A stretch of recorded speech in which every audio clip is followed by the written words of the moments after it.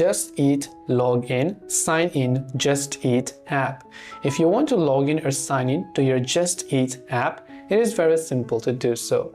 All you have to do is launch the Just Eat app, and this is the type of interface you will see. Tap on the account icon located at the bottom right. Then at the top you can see the option called Login. Tap the Login button. There are many ways to log in.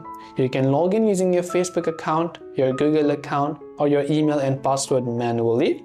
If you have not yet created an account, you can go to the option that says Create Account. But if you have already created an account, enter your email address, enter your password, then tap the Login button. If your credentials are correct, you will be logged in without any issues.